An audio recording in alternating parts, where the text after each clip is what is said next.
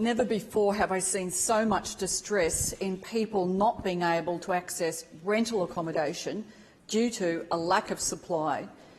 This law won't fix that. Laws can help or hurt in addressing housing supply, but ultimately more housing is required to give people access to greater choice of housing and more affordability. You do need fair laws for tenants and also for landlords, and I have declared on the parliamentary register I have an interest in rental property which is professionally managed on my behalf. I would like to see a policy, however, that encourages more build-to-rent projects, not just of the big institutional investors with the conditions that government or assistance government puts into those agreements, which are hidden under commercial in confidence. I'd like to see these policies publicly released and applied not just to big institutional investors, but broadly to a range of smaller investors. This is important not only to providing more affordable housing and greater housing choice, it's also to recognise that something's currently failing in regard to the housing market. There's huge demand. Yes, there's been an upsurge in people coming from interstate, but also we've seen in the last 10 years in Queensland a decrease in the amount of housing stock being released to market. At the same time, there was a population increase. And now that we've had this huge surge also putting greater pressure on the market, that has built on top of what was already an imperfect storm. A lack of housing release into our market and the tightening of availability, the very low vacancy rates, under 1%, certainly in my area in the Sunshine Coast. I'm sure that's repeated in many other areas in South East Queensland and other parts of Queensland, is now becoming not only a humanitarian crisis, it's actually also an economic crisis. People who want to work in some of the regions, who are going there, who have a job lined up, but if they're across the border, can't get a house in those areas to raise their families, to be able to be appropriately part of the community because they can access rental housing. So there is a failure.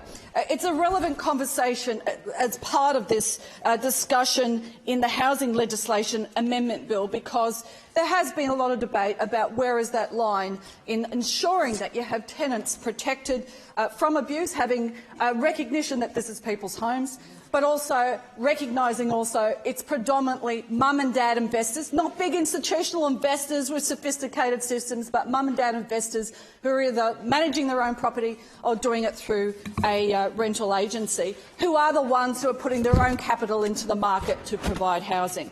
We need to acknowledge that we're not like other parts of the world who are predominantly, in some areas, big institutional investors. So I do think there's more that needs to be done to talk about build-to-rent programs that are broader-based than just the prize won by a few to build institutionally funded build-to-rent programs. What we've seen in the very low vacancy rates, that has also been a conversion of some people who were in fact renting. I know that's true of a part of the issue in South East Queensland and my area, where there are people going, I want the security of tenure. I am in a position to buy a house and the rates are low, and they've chosen also to go into buying houses. That has been a factor. But generally speaking, there's not enough product coming to market, and that is something that has been on a trajectory for the last 10 years, and now it's hitting that imperfect storm that's causing a great deal of distress. So we do have to look at where are those barriers and address them in an open way to have good planning, but look at housing choice. It's not only about saying all density is going into one area, or else you will in fact have outcomes that are perverse and don't achieve the outcome of good planning. You need to bring the community with you, but bring the infrastructure at the same time. And infrastructure is certainly transport infrastructure, but it's also your water infrastructure, vital. With all these people coming into Queensland, you've got to start building and delivering water infrastructure that is able to support these growing communities. So this longer-term decline in the release of housing stock is certainly hitting the fan and causing a great deal of an impact. But there's also been a lack of coordination across government departments to help in the release of housing stock. And SARO is a good initiative, but the word I'm getting back from people in industry is that there has been a lack of coordination and decision-making, and they can go into a process and find that new issues are put on the table quite late in the process, or the frustration of not being able to get government departments to the table to make a decision in a timely way is adding to uncertainty and to costs, because everything that delays is adding to costs, and the ones who ultimately pay the price are those who are currently desperate to get access to housing, and there has been a failure in that regard. But I talked about the fragmentation of ownership, and I think we should embrace and realise that it's a good thing, aspirationally and in reality, for people to want to have their ability to own a home, their own home, or to own many doctors and nurses and teachers, whatever their background, also have an aspiration to have a rental property that is their capital.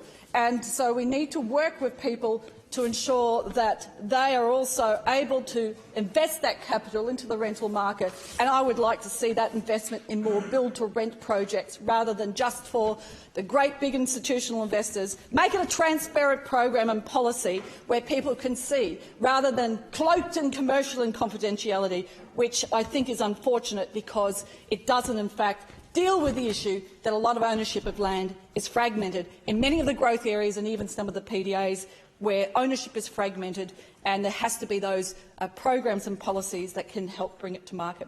I want to talk about the periodic agreement issue in this legislation and talk about a very real example why I think that this is actually not a good amendment that this legislation brings about. It effectively eliminates periodic agreements where there is no doubt going to be a perverse outcome. Rather than giving greater security to people by removing a lessor's right to issue a without grounds notice to tenants in a period, it will end up with more lessors opting to refuse requests for short-term rental under a periodic agreement. So fixed-term agreements and periodic agreements are different in this legislation. I know for a fact, with examples people have told me, where they, as a owner of a property, had a fixed-term agreement with their tenants, and in this case the tenants wanted to buy their own house and they weren't exactly sure how many months after the finish of their fixed term they would be moving into their own home. So they were seeking a periodic agreement, a short-term agreement to allow them to do that. Under this legislation, there are more and more landlords who say, that's too risky. The tenant may want this, but if they were to agree to what the tenant wants for a short-term periodic lease, they would in fact could find themselves as someone who they could never enter into. They can never, in fact, see that tenancy end. And so it might be that the owner of that property might have wanted to do a range of things with the property, be it they might have been live in it or renovate it themselves. Whatever their decisions in regard to their property, it will see a perverse outcome where there will be landlords who won't want to enter into a periodic agreement, even if the tenants want it. And I think that's removing choice and will have a perverse impact. There's also been mention about pets. We love pets. They're great. Bonds don't cover substantial pet damage, and I think that's where there's a concern. And it's been mentioned that there's questions about insurance and whether it will cover some of the issues of pets. And the reality is there's a lot of insurance policies for landlords in this city have gone up about 26% just in the last 18 months, the last 12 months. It's a lot higher than that with insurance in parts of Queensland, particularly in North Queensland, who have the other issues around natural disasters, putting tremendous pressure on insurance policies. So I think that I'd like to talk about the retirement village changes, but that's also seeking to address the perverse outcome of badly drafted previous legislation. That's why it's important we have these conversations and get the laws right to be fair to tenants, to be fair to all those mum and dad investors. We need more people to invest their capital into the rental market to unlock more housing.